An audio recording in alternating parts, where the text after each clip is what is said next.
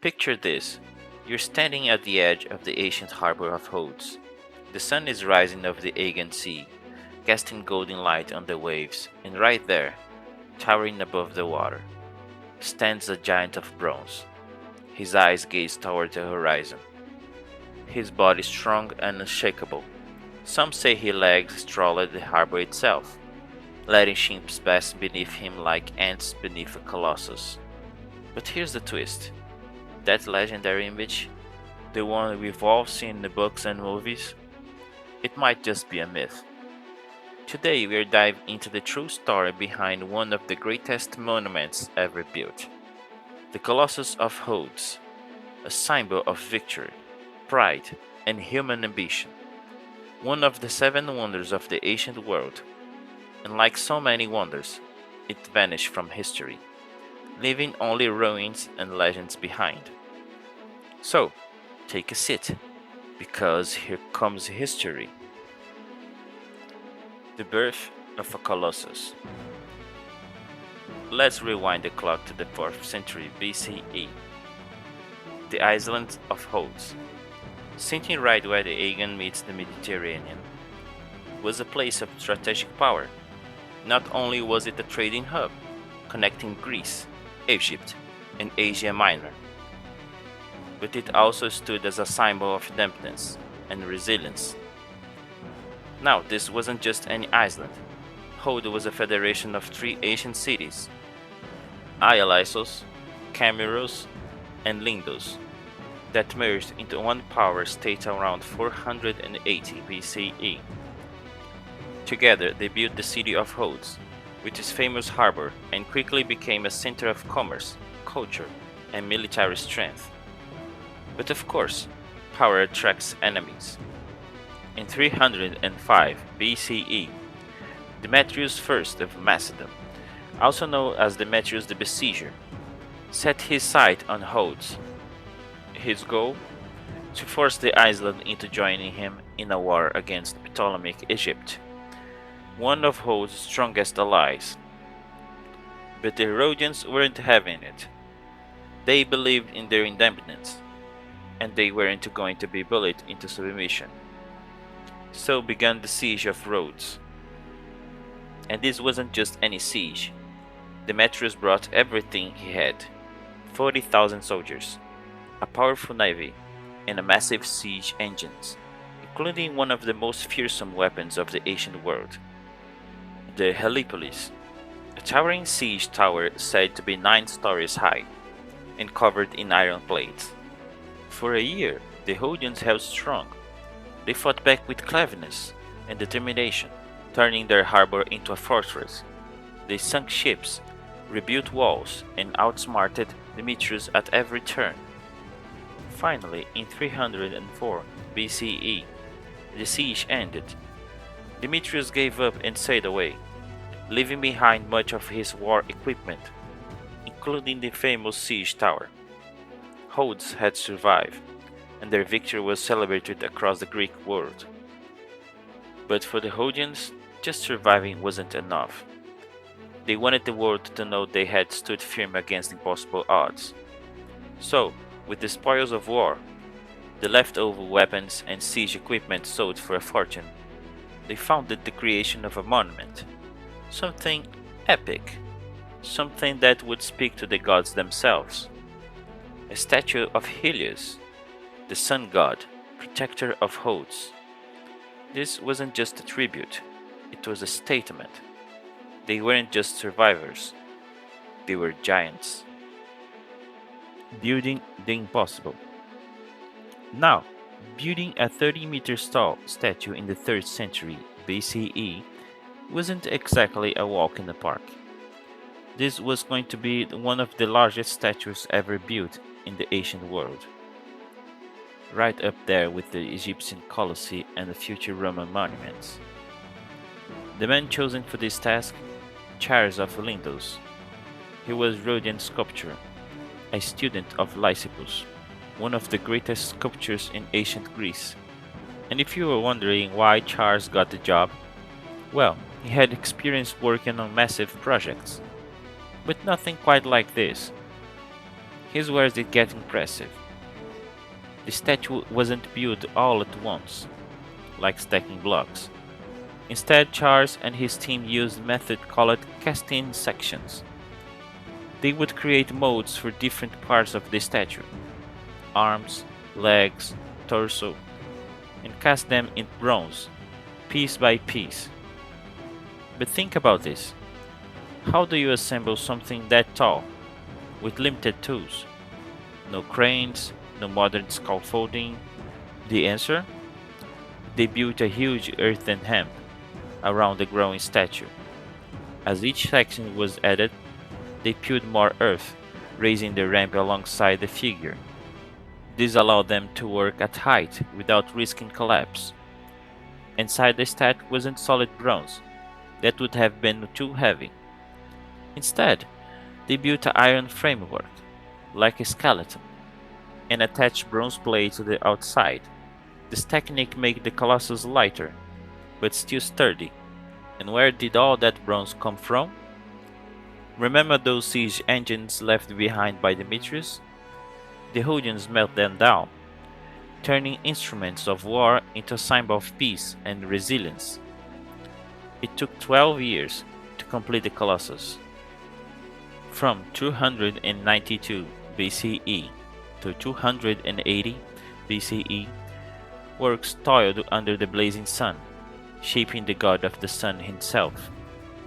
When it was finished, the Colossus of Rhodes stood over 30 meters tall, roughly 100 feet, making it one of the tallest statues of the ancient world. To put that into perspective, imagine standing beneath the Statue of Liberty without the pedestal. That was the scale we're talking about. And the message was clear: Rhodes stands tall. It makes you wonder, what kind of monument today could rival that feeling? Maybe the Statue of Liberty? Maybe something even bigger? What's the most spectacular monument you've ever seen? Drop in the comments. I'd love to know what left you speechless. Because back then, for sailors arriving in Rhodes, the sight of the Colossus was unforgettable. The legend grows. Once the Colossus of Rhodes was complete, it became more than just a statue. It became a beacon. Not just for sailors navigating the Aegean, but the entire ancient world. News of this monumental figure spread far and wide. Merchants, travelers, even kings spoke to the towering sun god standing watch over the harbor.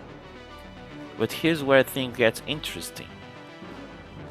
For centuries, the exact appearance and placement of the Colossus have been a source of debate. And that famous image we all know, the giant standing astride the harbor entrance, 1 foot on each side, ships sailing beneath. Well, it is a later invention. You see, ancient sources, like Pliny the Elder, who wrote about the Colossus a few centuries after it fell, never mentioned the statue standing over the harbor. In fact, from the engineering standpoint, it would have been almost impossible. The sheer weight of a 30 meters tall bronze statue standing with legs apart over water would have required technology that didn't exist at the time, not to mention the constant pressure from wind and salt air. The structure wouldn't have lasted long. So, where was the Colossus? Most historians agree it stood near the harbor entrance, possibly on a stone pedestal, but firmly on land. Some believe it stood on a hill overlooking the port, making it visible to incoming ships from miles away. As for the pose, that's another mystery. Some suggest the statue stood with one hand shielding its eyes from the sun, gazing out the sea. Others image it holding a torch or a spear. But no concrete evidence survives, only the legends. So, where did the harbor strangling image come from? Well, much later, during the Middle Ages, European artists and writers began to romanticize ancient wonders. They exaggerated the scale and grandeur, creating fantastical visions of what the Colossus might have looked like. And over time, that image, the giant standing over the harbor, became the most recognizable version. It's a classic case of myth overtaking reality. But honestly, wouldn't you have loved to see that version in real life? The Fall of the Giant. For 56 years, the Colossus of Rhodes stood as a symbol of pride and strength.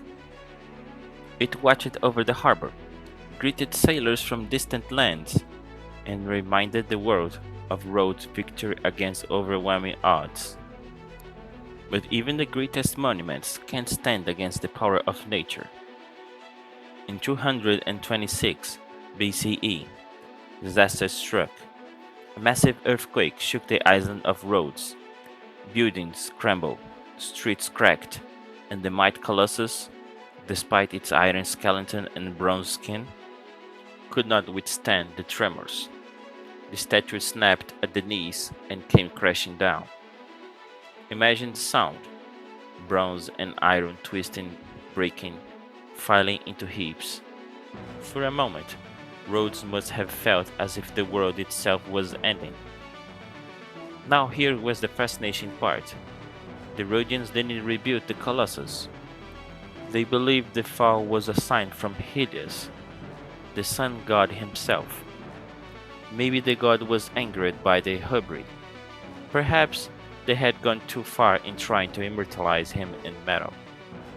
Out of respect or fear, they left the remains exactly where they fell. For over 800 years, the ruins of Colossus lay scattered on the ground. And yet, even in pieces, it remained an attraction. Ancient travelers come from across the world to gaze at the fallen giant. Writers like Pliny the Elder described how even in ruins, people could wrap their arms around the fallen statue tomb. Think about that.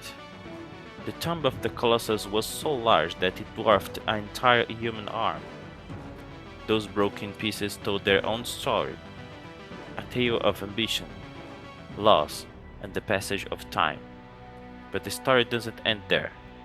In the 7th century CE, during the Arab conquest of Rhodes, the remaining bronze was finally carted away. According to some accounts, it took 900 camels to carry off the metal, sold off as scrap. Whether or not that number is accurate, the message is clear. The remains of the Colossus were finally erased from the island.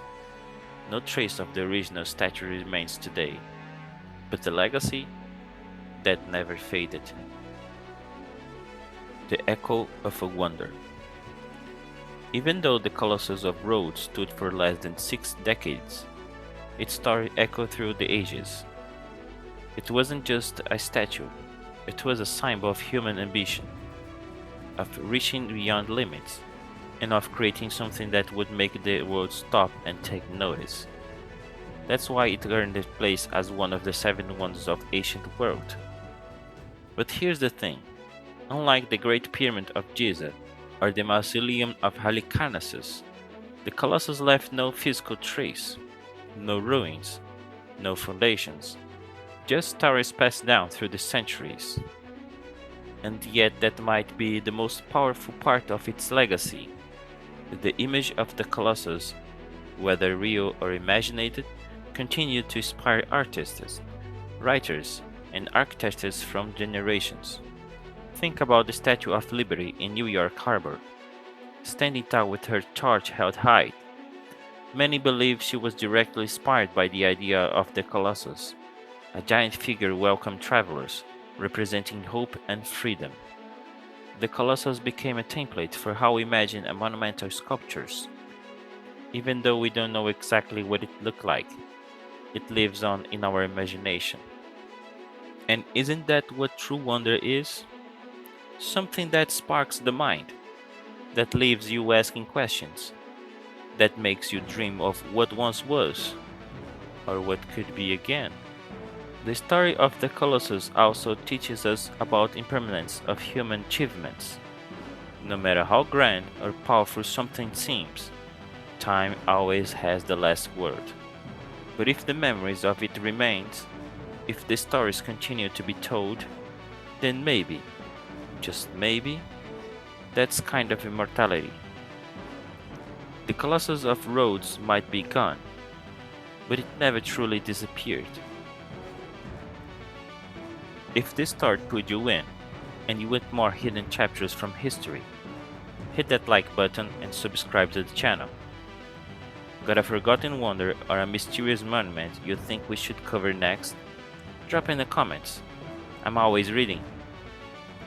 Thanks for watching. And just as you took the seat, now you take the story with you. Bye!